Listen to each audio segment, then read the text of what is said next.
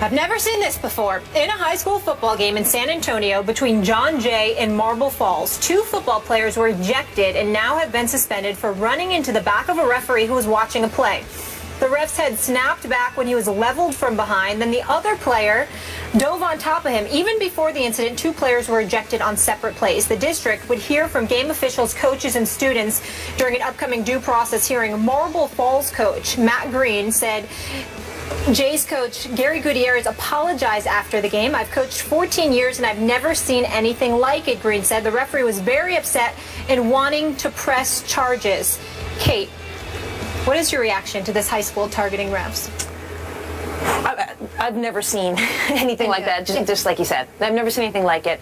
I need more context and more information. Not because I think there's anything that anybody could say that would change what just happened. But like a lot of things that happen in our society now, a lot of like public shaming we take part in, once you pull back a little bit, you actually have more context about maybe why somebody posted something on Facebook or Twitter, and that does not justify the actual post or what happened, but it does provide you a little bit more of a lens so you can at least see somebody's motivation. Because right now, without any motivation or any understanding of who these guys are, what their history is, anything about them, it's hard to just scream, get them out of here, be gone. Because I think that's an overreaction that we even talk about a lot at the NFL level and the college football level when we see guys commit crimes. And there's a lot of people who would tell you that that's a crime. What they did is cut them, get them out of here, no form of rehabilitation of any kind. Let's not talk to them. They're just gone from the program. In which case, I think, you're not even addressing the space from where this behavior came from. You're simply removing the offenders and saying get out of here and leaving the space as is, which you could say created this. I don't know, and we don't know yet. That's where you need the context. Was it the high school football culture in Texas? Was it this specific team? Was this an issue honestly, was this an anomaly? Was it a complete anomaly? All of this context we don't have yet, which is where you can't really go and say, get these guys out of here completely. At least I can't say that, because I don't really believe in that type of outrage as being beneficial, one, to the culture or to the individual players. Because you have to look broad term and be like, what would be the ultimate end goal here? One, I would love if 10 years down the line, these players understood a better way to react to things and to resolve situations, rather than just cutting them loose and not learning that at all. And 2, whatever culture and space helped create that behavior has also been changed in some small way. So you and I agree on this except for one area, except for one caveat. First of all, the important part of agreeing right now is that this looks horrendous and we need to know more. As a lawyer, as someone who's been in the media, not just on the sports side, but in the news side, where I've seen things that appear criminal end up being criminal, but yet we know so little about, are overreacted to. And that has a real cost, because the public decides on a conclusion without any information but what they initially see. And nothing has a worse track record. Nobody is worse at predicting than initial reaction. Initial reactions are so poor and inaccurate. This is why we have to be careful, because this is more than about being cut. This, to me, clearly, if this is what we think it is, if it is what we see on this videotape, criminal. In Texas, there is a law that makes it a crime to assault a sports referee specifically. Now, largely that was designed to stop parents from charging onto the field during Little League games and yelling at refs or touching a ref. But this is even more than that. Those carry potentially 180 days. This is pure assault, if it is what we think it is. And it could be aggravated assault. This could really have injured this referee. These guys are wearing pads and helmets. And what dictates the outcome of this is what a prosecutor in Marble Falls, Texas decides to do. If he wants to go after these guys, now we have to take their age into account. I'm sure they were young. Yeah, we don't even know that information. We don't know that information.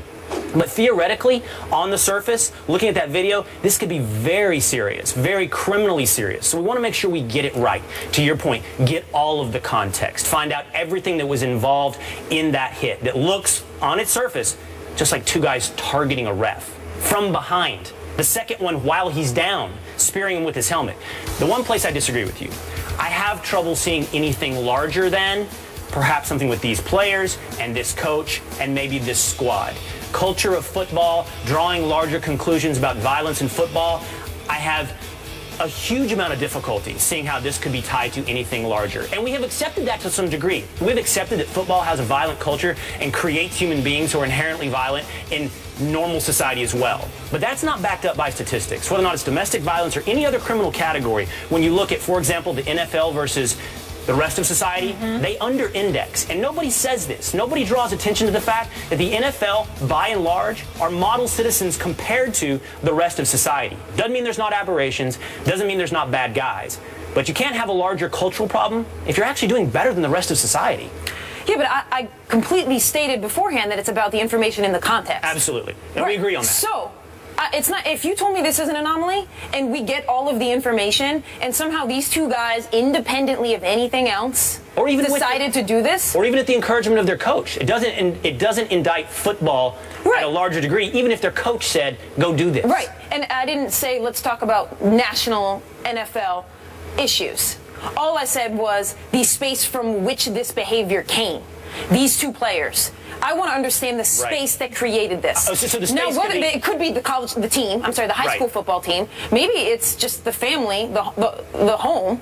Maybe it's the culture. Maybe it's the head of the two players. Right. Whatever the space is, maybe it was just them. That's where we need the context and information. But I just don't think once we have that, if it does point to a larger issue in that team or school, then we need to address that. You can't just cut those players. I think that's fair. Often, the person on the surface that you see doing the deed is scapegoated for something that is much larger. I'll agree with you on that. I don't think it's a broader question of like violence in football necessarily. Okay. But I do think there are spaces, and we've seen this before in Steubenville, Ohio. There are spaces created, and they are tangential with football, where there can be something toxic that's created. And that doesn't mean all of high school football is toxic. But in these certain little pockets, sometimes the confluence of those events leads to a toxic space where young men and women, depending on the sport they play, believe they can do something and believe they are untouchable by law. I think you're right.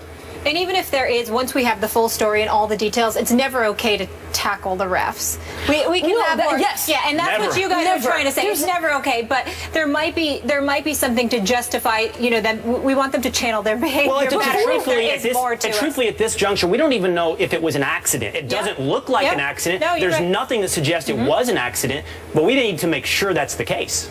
I just want more context before moving forward. Yes. There's nothing, I don't think there's anything they could say or I could hear that would justify what happened on the video, but going forward, let's hear more about their story and what premeditated this. Yeah, 100%. As Stephen A. would say, cause for pause. That's what we have right now. We'll continue to react when we hear more on this. Meanwhile, week 1 in college football concludes tonight with the defending national champions. What was the biggest surprise so far? We'll tell you that after the break. Stay here. He brought Showtime to Los Angeles, but he is Kevin Durant's point guard on his all-time NBA team. First Take is presented by Chase Freedom. The card is for the essentials. The cash back is for the fun. And in part by National Mortgage Lender Quicken Loans. Owned by Refi Power. Kevin Durant, who is overseas as a part of Nike promotional tour, was asked by NBA Maniacs who is his all-time starting 5, and this is who he came up with. At point guard, Magic Johnson, because he's a triple-double machine. Kobe Bryant, a 5-time champion at shooting guard. Small forward is Michael Jordan, no debate there. Power forward, Tim Duncan, picking him over Karl Malone because of longevity. And Shaq, who he calls a dominant center. Will, who is your all-time starting 5? Humbly disagreeing with Kevin Durant. Here's my starting 5. Okay. Magic, the same as KD, running the point. Jordan at 2. LeBron at 3. Tim Duncan at 4. And then a guy I think history is underrating as we go forward, Kareem at 5. Yeah. I mean, Kareem deserves way more credit than history has carried forward for him. Will Kane and I unilaterally agree on something. No. Hey. Same exact starting 5. Same exact starting 5. And it's funny you pointed out the Kareem thing, because that's exactly what I was going to say, is I almost immediately was going to put in Shaq, and then I was like, wait a second. How are we, as we move farther away from his career, doing the opposite of what we usually do, which is just like rosy-colored glasses and glorifying? So starting 5 exactly the same as Mr. Kane's. All right, let's take it a step further, though. KD said he had to take Kobe over Bird, but you guys both went LeBron. Why? I just think LeBron is perhaps history's greatest all-around player, from defense to scoring to assists to rebounds. And at the 3 spot where we have LeBron, that's what I want. I want an all-around player. I think Kobe doesn't play team ball. He's great, but on a team like this, I don't need somebody taking as many shots as Kobe would take. I'll let Jordan do that. Yeah. And the fact that LeBron has been criticized at times for not wanting to take that killer shot, that win the game shot, well, I've got other guys on this team, like Jordan, to take care of that. I want the all-around player that LeBron is. And I take this seriously. I almost take it like I'm standing in the gym, and I actually get to pick my team. Like, we might actually play with this team. That's how I think about it in my mind. It's not a collection of starting lineup figures where they don't actually play with each other. So I wanted a lineup that I actually thought was comprised of the best players and would actually play well together, which is why LeBron at 3 makes way more sense with Jordan than having Kobe in there with Jordan, because I don't know how that team would play well together. Exactly. So I also feel like we do this weird thing where we're like 5 rings equals you are a 5-time better player than someone with 1 ring. I don't ascribe to that theory. I think a lot of rings is your talent level, but a lot of the other part is like who you played with and the era in which you played. I got to move us on, though, because Serena isn't the only dominant female athlete, and we've been talking a lot about her lately, rightfully so. It's the WNBA season. I want starting 5 WNBA all-time team. I'm loving this. So I'm glad I came up with that. Yeah. Thank you. So I got Dawn Staley. I got Diana Taurasi, Maya Moore. I got Cheryl Swoops and Lauren Jackson. I could explain them all here, but Swoops changed the game. Taurasi's like the magic of the women's game. Yep. Maya Moore, I'm rocking her kicks right now, so I had to put her on. They're sweet. Dawn Staley, 1996. I ask for your approval on this, Kate. I've got Diana Taurasi running the point. That's right. Cynthia Cooper, Tamika Catchings, Cheryl Swoops, and then how do you leave Lisa Leslie off? I just like Lauren Jackson better than Lisa Leslie. How do you leave Lisa That's Leslie just off? a personal thing. I like Lauren Jackson's game, so. But my team's okay?